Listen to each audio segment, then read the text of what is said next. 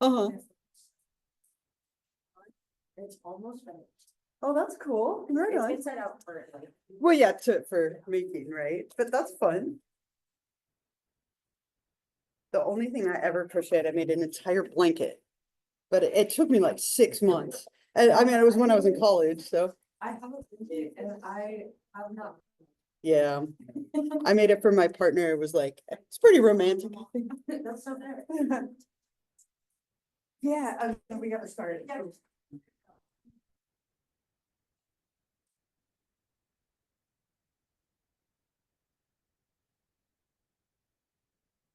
Yeah. Around. It's fun and. Close, I know, right? 30 Monday, it's gonna go by soon.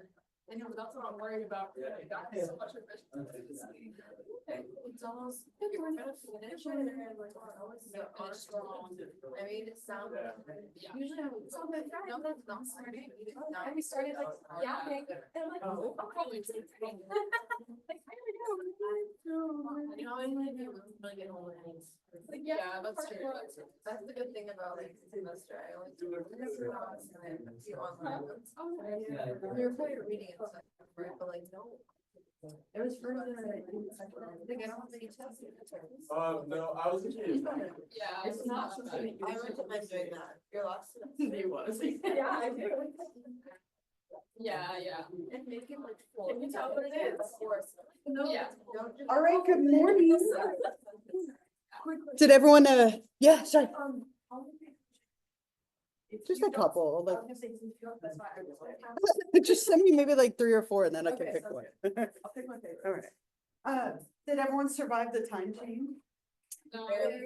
My children this morning were like, it's dark. I was like, I know, I'm sorry, I don't know what to tell you. They're like, it's too early, come back in an hour. Back. Come back in an hour. I'm like, but you'll miss school. I don't care. Right? Anyway, the time, this one is the worst. I love the one in the fall, but this one to me, I'm gonna be honest, it was so nice outside at 7 o'clock.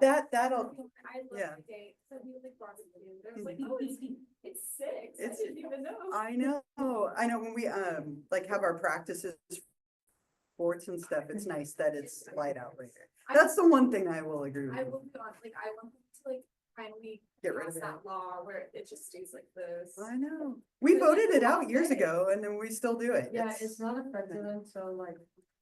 Yeah. So, I know it's a tough one, so hang in there, right? It definitely could be a coffee morning, right? Either already or after this if you haven't already. But did everyone have a good weekend? We won both of our soccer games. I know, right? I was like, yes, it was so nice. We won 4-2 and 5-1. So I was so terrified about these games. Felt so guilty though, because I have this girl on my team who's like a high school level club player and it's rec soccer. Like I had to put her in goalie because she scored 5 goals in the first quarter. I was like, I have to pull you. I'm so sorry right now. But on the inside, I was like, this is so nice. And then I was like, oh, yeah. But I was so excited to not like lose. I thought we were gonna lose like 10-0. So no, and I get to stress about this next weekend, but at least I know what all the teams look like. So it's not as bad. It might rain, right? And then I wanted to worry about it. Yeah, I saw that. Yeah, it was supposed to start tomorrow, I think, right through Friday. Right? More rain. I'll take that too. Right, take it. So, anyway, we'll get back into this. I wanted to let you know too, if you're looking at the syllabus. So I mentioned that we will have a QPR speaker. They're coming on Wednesday. Okay, so I really would encourage you to be here if you can. I know the topic of suicide prevention isn't the happiest, it's not the easiest, but they take it from a very like training level perspective. It's kind of on the surface. I don't think that they go too deep into it. I've had them come into this class for like 8 years, right? And so I've seen this presentation many, many times. It's statistics, it's stuff with depression, it's how to handle like helping someone who's suicidal. It's obviously related to the topic, but if you're here, they give you a little certificate of completion. You can put it on a resume, you can put it on an application saying that you're a suicide like prevention responder. And any little thing like that looks great on an application for a school or a job. So if you can be up for it, please be here. It's usually two people from our health center, and one of them who comes consistently is fantastic. Her name is Jasmine, really wonderful health educator that we have. So please be here for that. It will be recorded if you aren't up for it, but I encourage you, if you can, please be here. Okay. And the only reason I would say you wouldn't be here is if it maybe is a trigger for you in some way. But as I said, they do keep it very like academic. Yeah. Wednesday. So on Wednesday. So we'll get through, we won't get through the rest of this, but we'll get through a good chunk of it. And then they'll talk about that. They weren't going to come until next week, but this Wednesday worked better for them. So again, they give you like a little stress stick, which is fun, and then a certificate for completing the little training. All right. And then spring break's coming. It's not too far away, right? 2 weeks. Yeah, 2 weeks, right? So it's Monday, the 24th, and today's the 10th. So you have 2 weeks from today. We'll be able, yeah. Training certificate file like this and then like a mandated reporter kind of thing. Yeah, so this one, so QPR is like a national program, and they are obviously certified to teach it. So it's something that's really well recognized. Being a mandated reporter is a little more global. So mandated reporting also includes things like child abuse and elder abuse and sexual abuse, and any kind of suspected things related to that. Versus this is 100% related to like suicide. So there's some overlap, but both of them on a resume are really right. Anything you can put on a resume when you're applying is helpful, especially at this stage. Any other like general thoughts, questions, anything before we jump back in? Okay, so last time we didn't get very far, but we were talking about unipolar depression. Okay, so one pole, one side, major depressive disorder. In order to have major depressive disorder, you needed to have a major depressive episode, right? So somebody tell me, what's a symptom of depression? What's one of the symptoms that you might have? Yeah.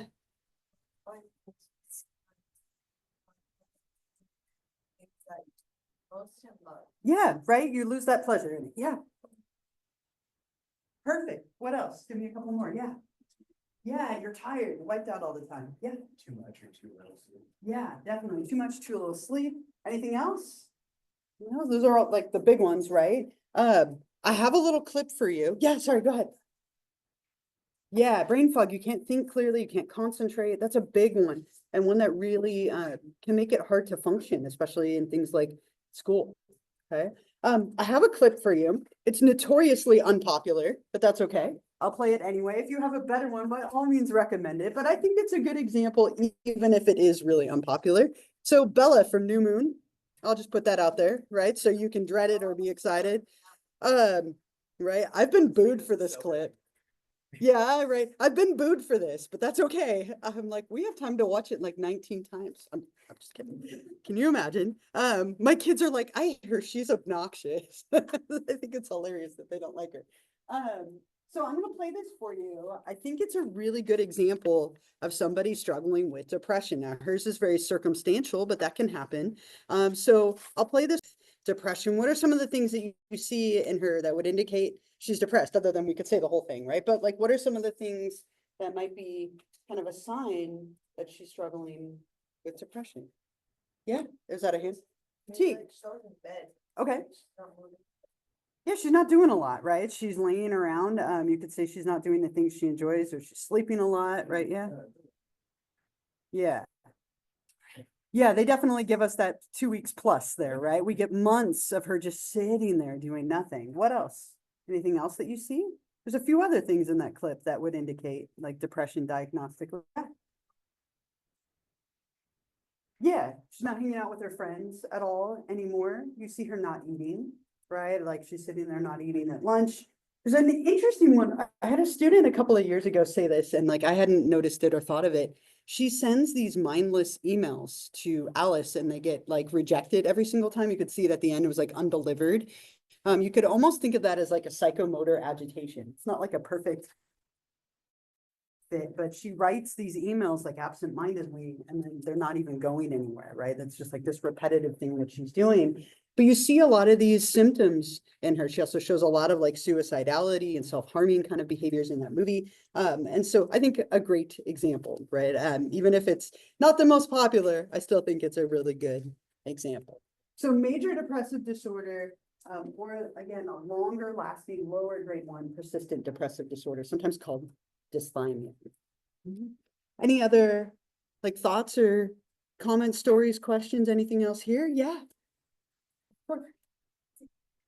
Common for that are struggling with depression, that even colors that going outside, if they're all muted, or you almost feel like there's like this, I don't know, like grayness that kind of comes over everything. Yeah. And when all of a sudden it lifts, it's like, oh my God. Yeah. The colors of, is that, It can be, right? Almost like your perception has been altered, like Yeah. everything is muted uh-huh, in a way, almost like you're seeing it through like a filter. yeah, It can be that way for people. And then when it lifts, it's like, oh, the color, the vibrancy, it's back. yes. Yeah, that can be something that happens for people too. It's Okay. kind of more typical with like pretty severe depression, but it can definitely.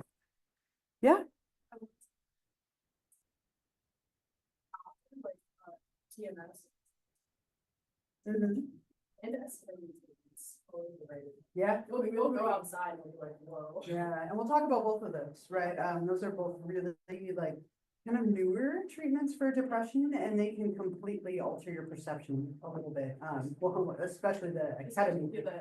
Yeah, right, ketamine. Yeah, Spravato is the nasal spray one, right? And that one can have like a very profound, like hallucinatory effect for people, and then long-lasting effects afterward. Some folks had mentioned how like, newer methods, don't really give them out, like the newer medications and newer treatments, since they usually give like psychotherapy or like Mm-hmm. other treatments that come to beforehand, because there's not much research to it, and you want more research to it, but from professional perspective, would you give it to someone, would you give some of these newer treatments to people who have major depression? Yeah, so they're typically not the first line because they're expensive. So TMS actually, up until just a couple of years ago, was like $10,000 plus to do a round of treatment, right? It was so expensive. Insurance didn't cover it. It's becoming more accessible for people, and same with ketamine. But both of them still have like a stigma and to them, like they're newer treatments. So typically we start with medications, we start with therapy, and then when people are unresponsive to more traditional approaches, then we consider those because they're more severe, right? One of them, you're administering like pulses to someone's brain, and the other, you're giving them a hallucinatory substance. Like they aren't the most conventional, but they're being shown to help people with very treatment-resistant depression. So typical treatments, which we'll talk about in a minute, will go first, and then if people fail with those, then we might go to those next. Has there been like an explanation as to why, like, looking at America's mental health and the rates of increasing rates of anxiety and depression compared to the rest of the world? Yeah, I It's mean, like a big topic people it don't is. talk about, Mhm. and it's a big problem, especially in this in 2025. You think we have better mental states, those mental states are worse. Yeah, I mean, it's a big, like, it's a big topic, right? And it's a cultural topic as well. So Europe, for example, doesn't use the DSM. They use a system called the ICD, the International Classification of Diseases. But it has similar disorders to it. But the stigma and support for mental health are so different in other places, right? So there's a lot of stigma related to mental health in the United States. A lot of people don't have access to the insurance and the resources that they need. And so you go to other places where you don't have that, people have more support.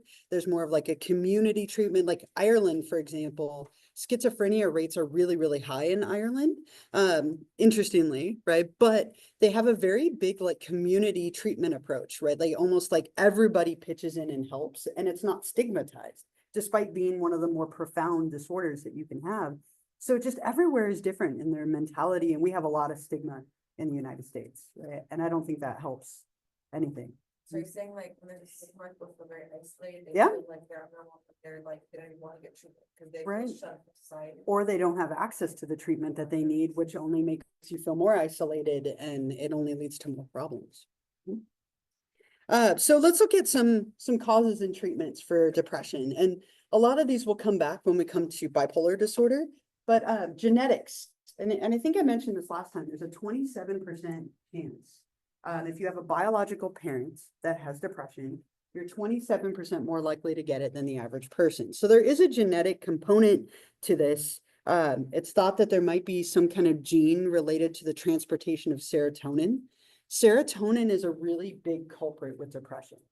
And we'll talk about that with the treatments here.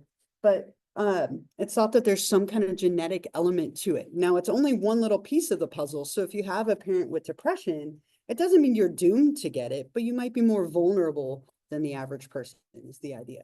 The big one are the biochemical factors. There are a lot of biochemical or like physiological elements that cause depression. There are 3 big neurotransmitters. So there's norepinephrine, serotonin, and dopamine. Okay. These 3 neurotransmitters play a massive role in the likelihood of people developing depression, especially serotonin. Serotonin is like the biggest culprit. Low levels of serotonin are thought to play a role in people having depression, which is why so many of the medications like selective serotonin reuptake inhibitors or SSRIs, which we'll talk about in a minute, are prescribed, right? They affect serotonin levels to try and increase them to thereby reduce depression. So we see a lot of chemical elements, people not having the right balance of these 3 neurotransmitters, especially serotonin. And then glutamate sometimes as well, which is an interesting one because that's why ketamine works, because it works on glutamate receptors. So just some interesting like new research that we're getting. We also in the last I want to say about 12 years, have noticed that there's something called a brain circuit for depression. And this has fueled the idea of things like TMS and electroconvulsive therapy and so on. Brain circuits are a network of structures in the brain that work together to create like a perfect storm. So when it comes to depression, there are a couple of different parts of the brain that aren't functioning properly, and it creates a perfect storm that leads to depression. And we can use that knowledge when it comes to treatment. So when we're looking at this, there's a couple of different areas of the brain. We see that the prefrontal cortex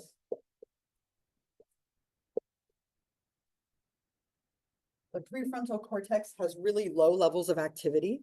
This is in charge of like your decision making and your thinking, right? Which is really impaired when you're depressed, right? So we see low levels of activity in your prefrontal cortex, right? And that really affects some of those cognitive functions. We also see that the hippocampus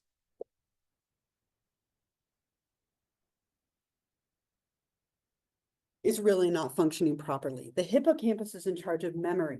I always picture like a hippo strutting down the campus. He's there to remember. I mean, whatever, that was my hippo strut. I don't, whatever helps you remember, right? But the hippocampus is in charge of memory. And people, when they're depressed, tend to really struggle with their short-term memory and cognitive functioning. So we see a very like undersized, underfunctioning hippocampus. We also see that the amygdala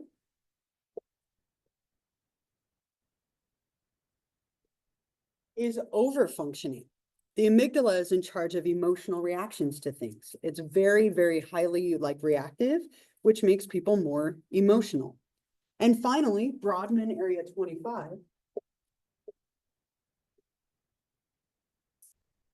Brodmann area 25 is a tiny, tiny little region of the brain that was discovered not too long ago, named after the person who coined it, that's thought to play a huge role in serotonin transport.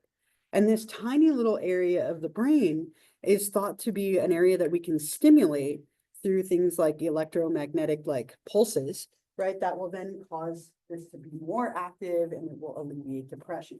So the thought is that these structures are all functioning together in the wrong way to create a perfect storm to make somebody more vulnerable to depression. Yeah. Yes, right. So that's exactly where it comes from. So in TMS, what they do, and we'll get there in a minute, is they send pulses to that specific little area of the brain to encourage more serotonin to be produced. So you're increasing serotonin without a medication through like electromagnetic pulses. Any other? Yeah, sorry.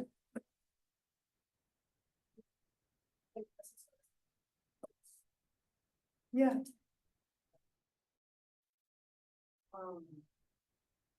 but I feel like SNRI is a lot.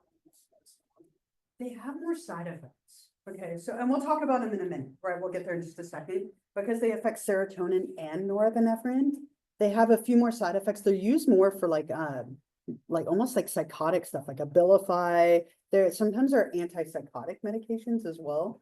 But yeah, they're newer as well. But SSRIs are usually the first line, and then sometimes SNRIs, but not as commonly, right? They tend to be more severe drugs, right? And so we usually start with the milder, more like trusted ones, and then we'll go to those next. Yeah.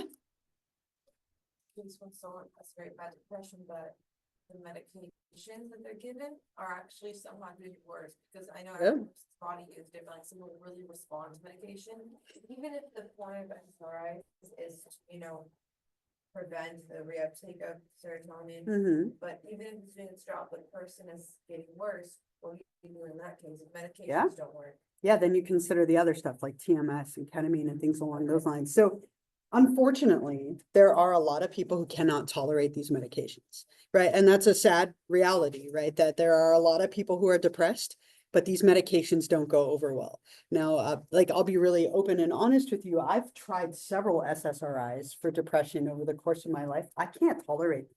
The side effects are too much for me. They never have helped me, right? There are a lot of people who are like that. And so if people don't respond to one group, we might try another group and maybe it'll affect you differently. Everyone's a little different. But if you don't respond to any medication, we call that treatment-resistant depression. And then we consider more like unconventional methods. So I have a little video that introduces these, but this group of drugs is called antidepressant medications. They fight depression, right? So the idea here is that we work on these different neurotransmitters that play a role in depression and try and change the quantity of them in the brain in order to help alleviate someone struggling. So just a little introduction to these 4 different categories, and then we'll come back to this slide and do it in a slightly different way here so we could talk about them. But I have them on the slide and up here in the order of like oldest to newest. Okay, so MAOIs or MAOIs, as they're sometimes called, the monoamine oxidase inhibitors, and that's in the description up there, are the oldest of all of these. These were developed in like the 1950s. They aren't used anymore. Like you would never be prescribed an MAOI. Well, I won't say never, but it would be very, very unlikely. They have an incredibly indirect effect. So what they do is they reduce an enzyme in your body called monoamine oxidase. By reducing that, it thereby increases dopamine, serotonin, and norepinephrine. So it's reducing one thing to increase 3 others. It's affecting so many different things that the side effects of this were so through the roof that they developed something new. The most classic of these is a drug called Nardil. It hasn't been prescribed frequently since like the 1950s and 60s. Really old group of drugs, but these were the first ones to be developed. The tricyclics or tricyclics, I've heard it both ways, they eliminate one step. So they're a little bit better, but also quite old. These were like drugs of like the 70s and 80s, mostly 70s. But what they do is they eliminate the first step. So these just increase dopamine, serotonin, and norepinephrine. Tricyclics, 3 things. They're affecting all 3. And the classic one of this was a drug called Elavil. Again, these first 2 are older. Their side effects are much more intense, much more broad because they're affecting a lot of different things. And they're very rarely prescribed now. Instead, when people have depression, these ones down here are the ones that we use. And these are probably the drugs they've heard of, right? These are the common ones that are used. And we almost always start with SSRIs. SSRI stands for selective serotonin reuptake inhibitors. What they do is they inhibit the reabsorption of serotonin. So when neurons communicate with each other, when it reaches the end of that neuron, it releases all this serotonin into the synapse. And then after that message is finished, the serotonin comes back. It's reabsorbed in a process called reuptake. What these drugs do is they prevent the reuptake from happening. So there's more serotonin that's occurring in somebody's system. By increasing serotonin, right, so increasing it, it alleviates depression. Now, the most common ones here are Prozac, Lexapro, Celexa, Zoloft. There's a lot of drugs in this category, but they're almost always the first ones that we start with. These are the most targeted and specific. They only affect serotonin. So the side effects that they have tend to be less. SNRIs, serotonin norepinephrine reuptake inhibitors, have a very similar mechanism, but they also affect norepinephrine. So they're a little bit more broad. These are drugs like Abilify, Cymbalta, Effexor. They tend to be a little harder to tolerate, as we were just talking about.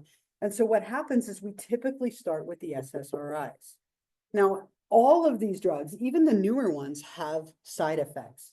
Really common that they have side effects. And it's frustrating because people who are struggling with depression go in and try to get a medication. They take weeks to start working.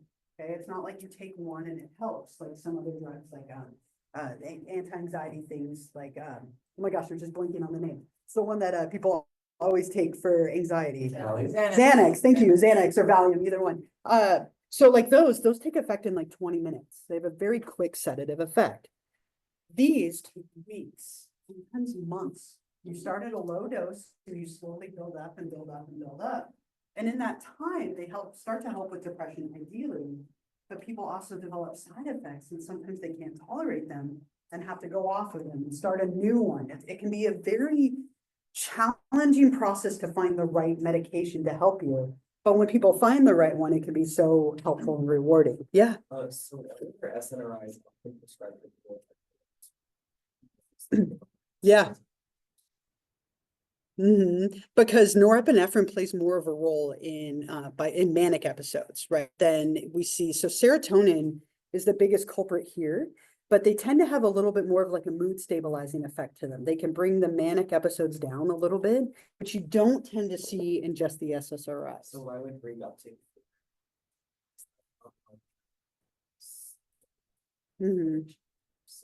It can be, right? And so if you reduce the amount of it, it oftentimes can help. So we often also give people things like lithium and a few others to focus specifically on the manic episodes.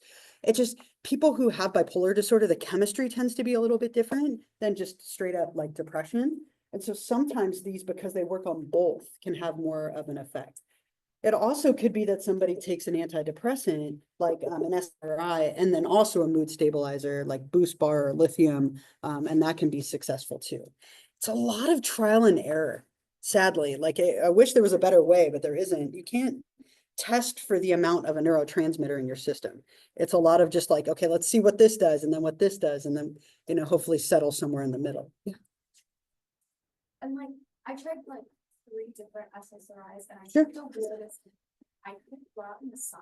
Yeah, Like they make I people worked in the sun, photosensitive. I You're like, thank you. Yeah. I couldn't have lights on. It was like the worst experience. Of Yep. my life. Yeah.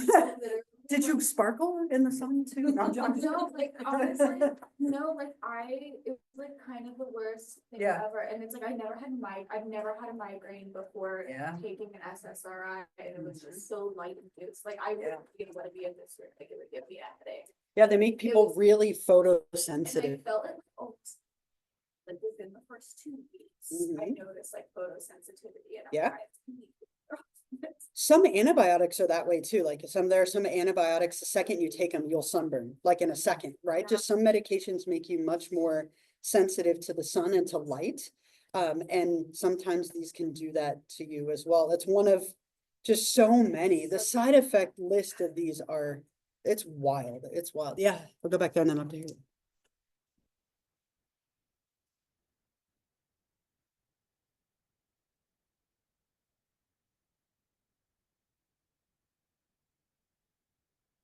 Norepinephrine, yeah.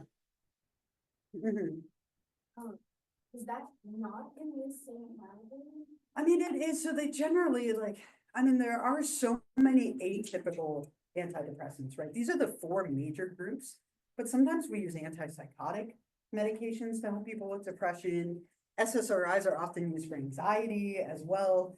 There's so many overlaps between all of the groups. We typically don't talk about it as one of the major groups because they're not as frequently used. But there are a lot of like atypical groups of medications. Oftentimes they combine those with these, just informally, even though they might sometimes be discussed on their own.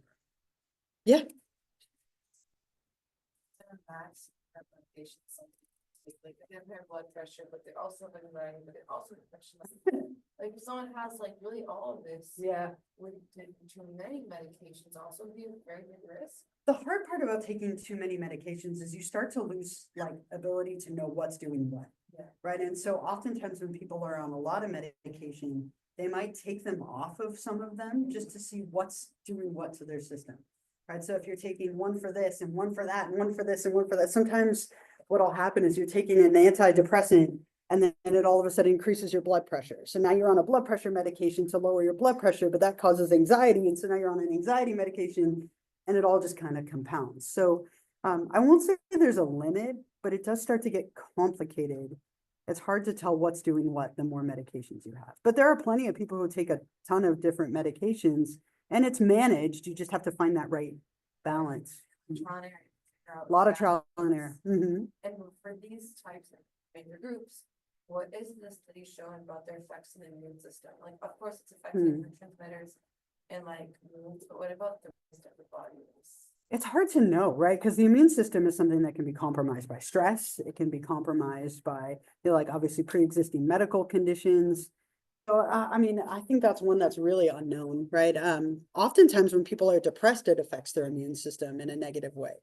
So if you boost mood, it can actually alleviate like some of that and make your immune system function better. But it depends on the person and their chemistry. Everybody responds to substances so differently that it makes it tricky. Yeah.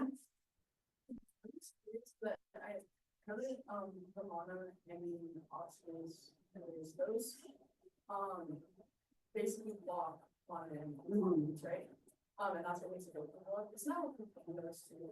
A little bit, right? But like, And so so, on an extreme level. but so cocaine, like the problem is cocaine being a stimulant, and like these have a kind of stimulant property that NAOs in there. Yeah. Right, it's a very short, cocaine's a very short lasting thing, so like it causes an Vapor. incredible spike.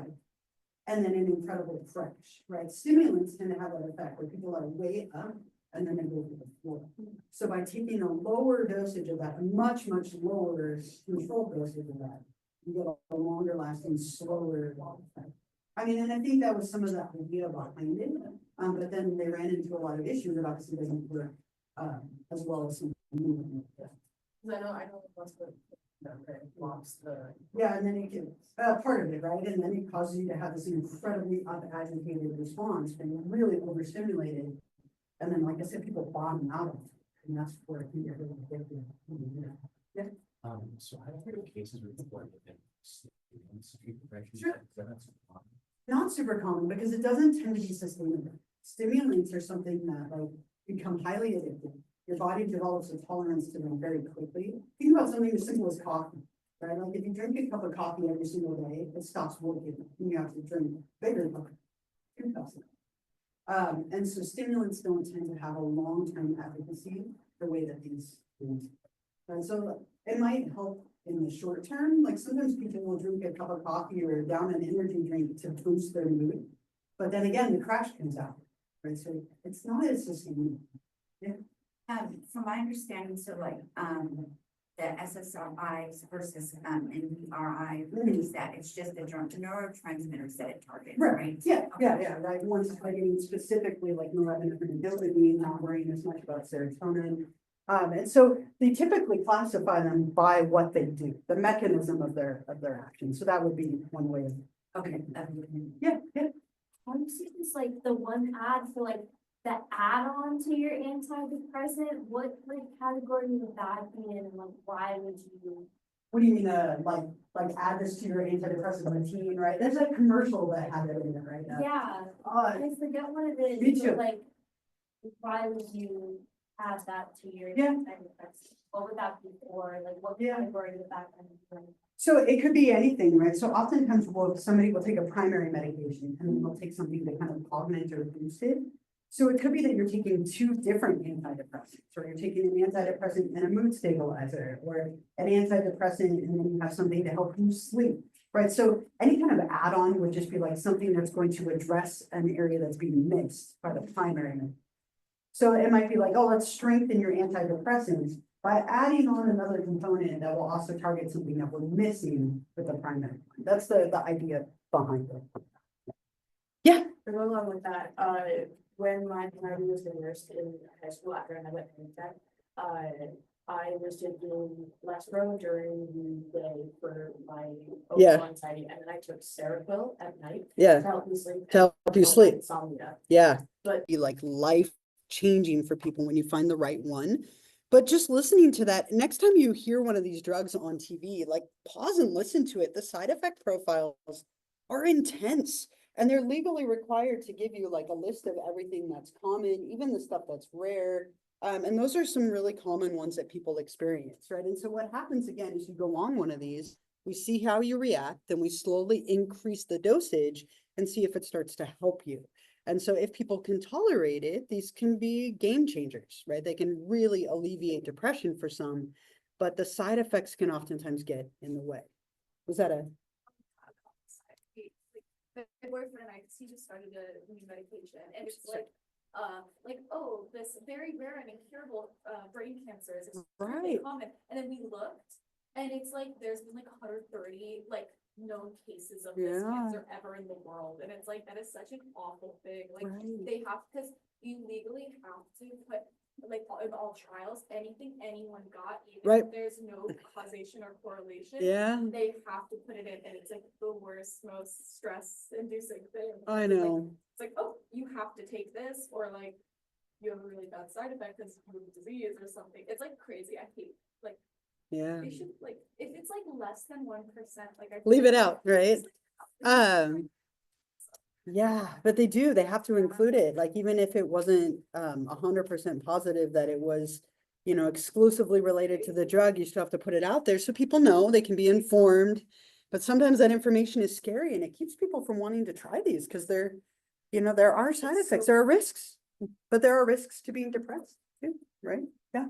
This was brought up a while ago, but I was wondering, the reason stimulants aren't really used to treat depression is just because of the crash and the bottom out. That's a big part of it. Why is that not really a consideration for ADHD? So I would think that would just make all of the symptoms worse. Yeah, so ADHD is so interesting.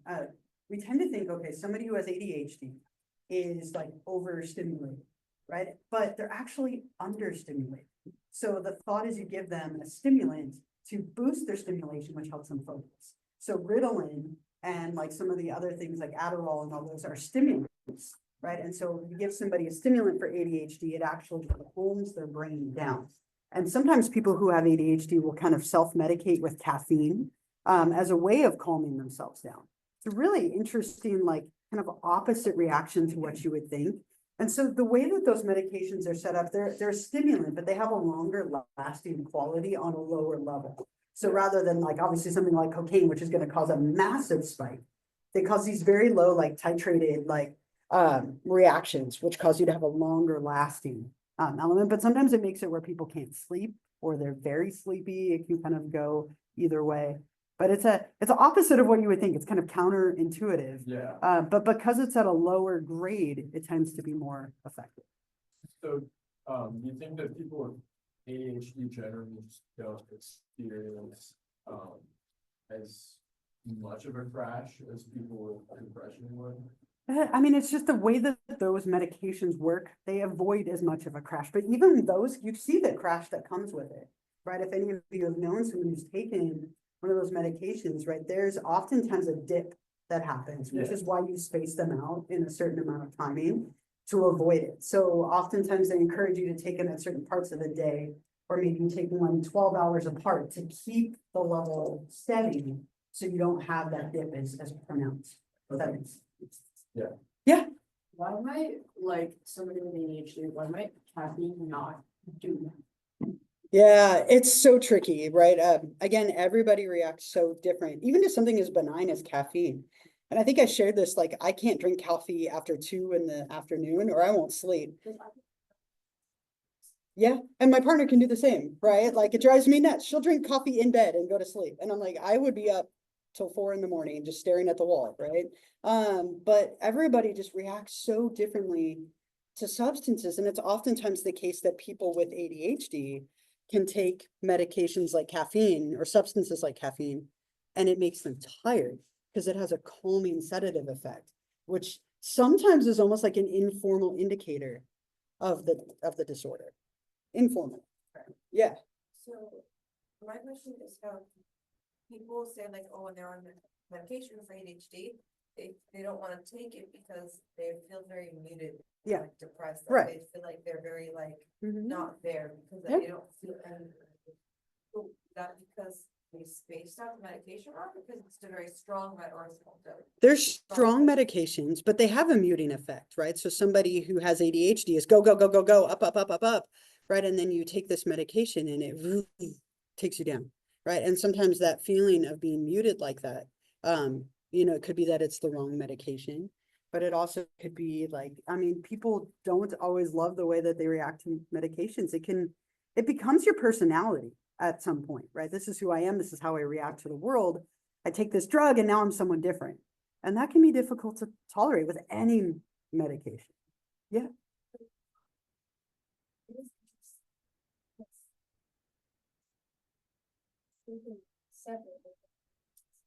Yeah.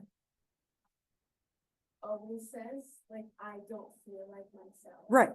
And after like talking about that, because you don't feel sad. Like, Mm-hmm.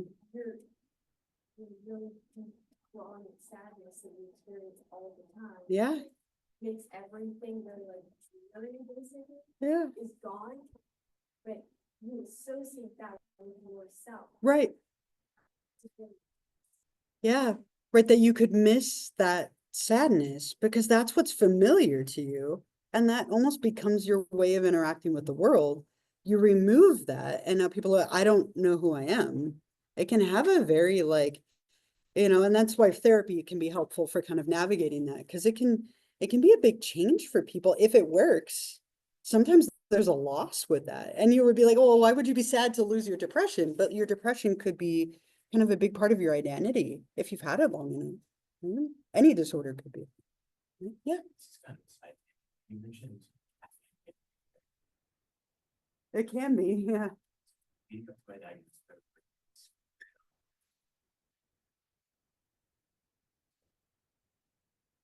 Mhm. wasn't like, Oh, yeah, yeah. And it's really like my partner has ADHD. As a kid, like, or as a teenager, she would eat like chocolate covered espresso beans to keep herself focused at school, right? Or drink coffee to keep herself focused, right? It can have kind of a focusing, calming effect for people. Versus someone who doesn't have ADHD, it might make you so wired and jittery that you can't focus. So it's interesting. It's not diagnostic, but it can be like an informal one for some people. So if people don't respond to a medication, okay, this is first line, always, especially SSRIs. But if people don't respond to medications, we consider other things like brain stimulation methods. Now, the old standby was ECT, electroconvulsive therapy. This one was the one that was used for years and years and years, where they pass an electrical current through your brain, causing you to have what's called a clonic seizure, where you lose consciousness for 2 seconds. It's thought to like reset your brain in some way that causes you to be alleviated of depression. Now, it requires quite a few different treatments. It's very invasive. Memory loss is common. It's kind of old and outdated, but it is still sometimes, I would say it's shocking that it's sometimes used. Is that a bad pun or a good pun? I don't know. It's still used, right? It is still used today, but it's falling out of favor because we have more targeted, better ways of doing this. But it is still something that is practiced.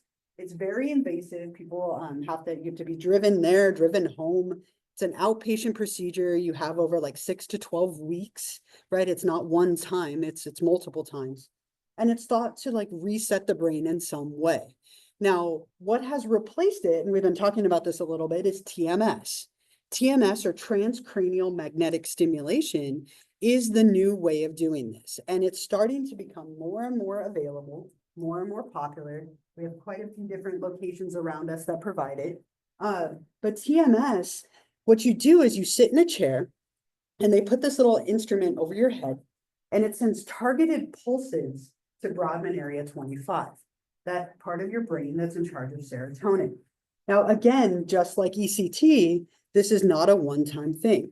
People go every day for like 30 to 50 sessions, depending on how many you need. You sit in this chair for usually it's a 23-minute cycle, and they send these targeted pulses. They hurt a little bit, right? They're like a little uncomfortable. A lot of people take like Advil or Tylenol before. They can be a little uncomfortable to tolerate, but you get used to them. And they slowly increase the strength of it, targeting that area in effort to alleviate depression. They can have side effects, but they're much, much less than we're seeing with these. Though it takes like 30 to 50 sessions on average for this to work. So it's an invasive procedure in the fact that you're going every day for 30 to 50 days. But for some people, it can completely eliminate like treatment-resistant depression. And again, it's like these little targeted pulses. And you're not strapped in, but they have it like pressed against your head. I have a video that shows this. I'll play it for you, and they describe it a little bit. But this again is something that is gaining a lot of depression. Oftentimes, in order to qualify for something like this, you have to have tried 3 or 4 different antidepressants and not had any luck with them. Insurances will never jump to these things first, right? So you have to go through all the hoops of trying the other things. If they don't work, then maybe you're considered for something like TMS. And they say like an hour, that includes getting there, checking in, all of that. The treatment itself is usually about 23 to 28 minutes, depending on if you're having it on one side of the brain or both sides of the brain, which depends on your treatment. Yeah. Is 80% a pretty global success rate for that? I think that number is high. That's a really high number. And she's obviously, like it's her company that she's talking about. Yeah. I want to say it's closer to like 65 to 70%. But that's in people who are treatment resistant. So that's a good number. Yeah. I mean, it shows so much promise. The one downside is sometimes people require multiple like sessions or multiple rounds of treatment. So maybe you do it like this year and it lasts for some time, but then you have to do it again in a year or two, right? Like it hasn't been shown to have long lasting effects. Like sometimes people require multiple rounds, but it is really promising, right? It has way more efficacy than ECT does, which is way, way lower, and the side effects are way worse as well. Any other like questions or thoughts about TMS? Anything else here? Yeah.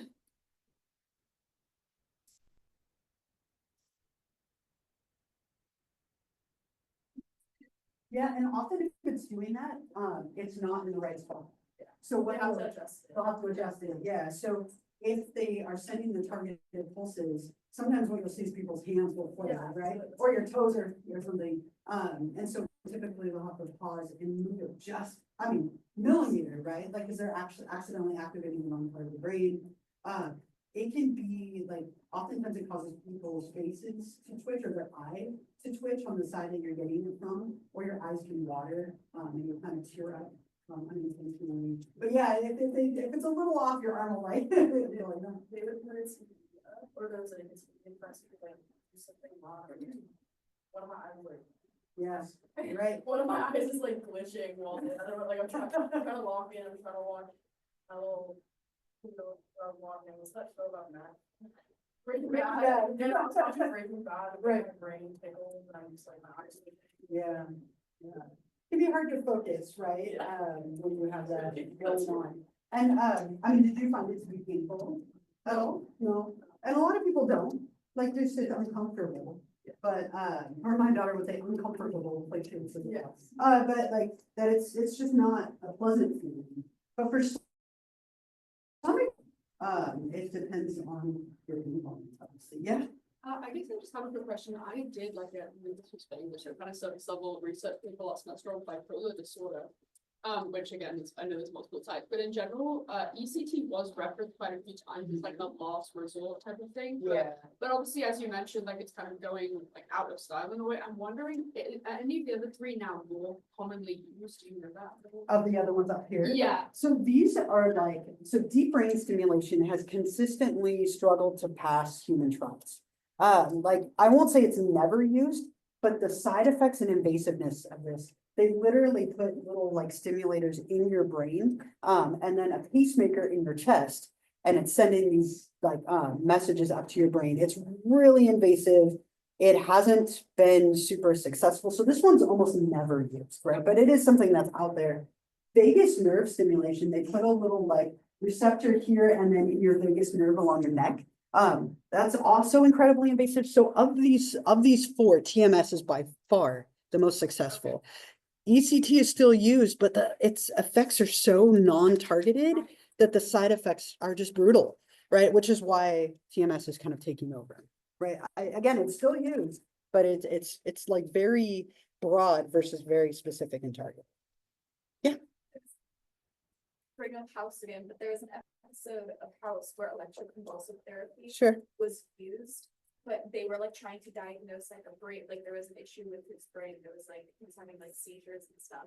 And, Interesting. like right at the end, like he like mentioned, or like his mother mentioned, like, oh yeah, he was getting like electroconvulsive therapy Yeah. to become like not homosexual anymore. Oh, And it yeah. was like, I don't think that's real. It's but not. It was like, I'm like, wait, I remember hearing that.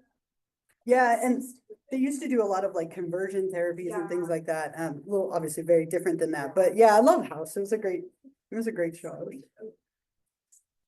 So I don't have it in a slide, but we're also talking about ketamine treatment. So these are like all brain stimulation methods, something new, like you had brought up. There's something called ketamine therapy.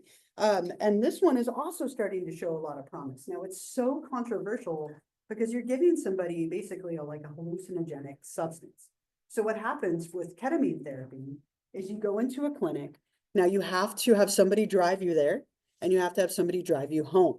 You can't do anything the rest of the day. You're not allowed to like drive, operate machinery. They tell you not to go to work. So in that sense, it's a very challenging procedure for people to do because you're kind of like out of commission for the day. That's something you typically do 2 sessions a week. And then it goes down to 1 a week and then maybe 1 every other week. It's kind of more spread out. But they give you a medication. This can be done through an IV, but much more commonly as esketamine, like you mentioned, or Spravato, which you take as like a nasal spray. So you go in and they do an administration in each nostril, depending on your dosage. And then it takes about 20 to 30 minutes to kick into effect. You sit in a room, usually with somebody monitoring you to make sure that you're okay. They oftentimes encourage you to listen to music or like you can have somebody with you if you aren't feeling safe. You often have a little bit of like a dissociative trip, right? Like sometimes people see things almost like they're on a recreational drug, but it affects glutamate receptors in the brain. And what it does is it increases the activity of glutamate, which in turn increases the activity of serotonin and dopamine and norepinephrine.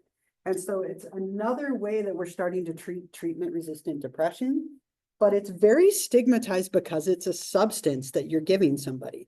And Matthew Perry, right, with his addiction to ketamine, you can become addicted to ketamine like any other substance. He was abusing it recreationally and he overdosed on it and he killed it. So that didn't help with the stigma related to ketamine. But it is another way that you can receive treatment-resistant, like for treatment-resistant depression. And it's something that is also growing in popularity. I don't know, any like comments or thoughts or anyone known anyone who's done that? Any like thoughts about it at all? You've done it and did it help you at all? Yeah. Yeah. And so from like everything that I read, so it's twice a week and then once a week after they kind of titrate off of it. Was it scary for you? Some people reported being scary. I don't find it scary. The office I went to was in the park. Yeah. There's a psychiatrist, his name is Dr. Arthur. Right, yeah. I don't know if you've ever heard of him, but, he administers it in his office, you can right in front of him, on each nostril, and then he walks you to this room, an ominous dark room.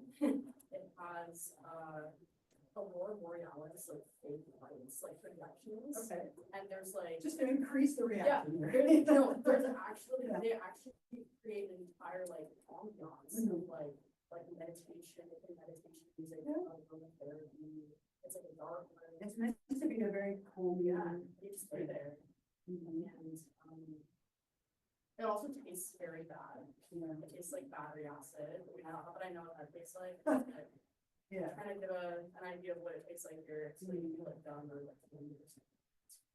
That's probably the worst part of it. Flavor. Yeah, anytime you put anything like even nasal sprays can sometimes have that effect in the back of your throat. Yeah. But, yeah, it's very calming, and like I said earlier, as soon as I walk outside, I'm just like, wow, the world. Yeah. Yeah. Yeah, because it does have that slightly like hallucinogenic property to it, and so if you look at everything very vivid and bright. And for some people, one treatment is enough to help them drastically. For a lot of people, it requires like 4 weeks, and then you can go slowly off of it after that. Or like multiple rounds, but sometimes even just one, right? It's just something that has really like become quite popular. It's like the newer wave. So TMS 10 years ago was the new wave. Ketamine right now is the new wave. And it's still, like I said, controversial. A lot of insurances really don't want to go there with this, but there's a lot of research to support that this can help with depression, anxiety. I mentioned PMDD before. That's one that can also help with that. It has so much promise, but we're still obviously in a lot of testing. Yeah. You could. The danger sometimes with PTSD is oftentimes people already have flashbacks and triggers that way. So it can be a little bit more unpredictable, but it is sometimes used for that. It's not a primary like use. More EMDR would be really common, but it is one of the areas where it has shown some promise. It's much more frequently used for like globalized anxiety, depression, and things like that. But that is one of the areas where it's been indicated. It's just you have to be a little more vigilant because it can cause people to have those flashbacks as part of that experience. Yeah. What is the big like? Yeah, so like people using like psilocybin, ayahuasca, like there's a bunch of like really like out there things. So I actually read an article 2 days ago about like the dangerous effects of like psilocybin or like using mushrooms and psychedelics. Oftentimes they can lead to a really long lasting issue for people. So the tricky thing with those, because they're not as regulated as things like esketamine or TMS, is people's reactions to them are all over the board. And so if somebody has like a bad trip, it could cause so much more damage that could be almost like irreversible. If they work for people, they can be very helpful. But if it goes the wrong way, it can lead to serious, long-lasting like issues. Like people develop PTSD from them because they have these side effects that don't go away. It's got some promise, but it's way more unpredictable than like esketamine. Yeah. People say when they smoke weed, they get more anxiety. Is that because? Some people can, yeah. So is that because it's increasing their amygdala or a certain neurotransmitter? Because I don't really know much about, I haven't looked into like the science and the history of like weed and what it does to your body. So the tricky thing about like marijuana is there are so many different strains, and every different strain has a different like primary like mechanism to it.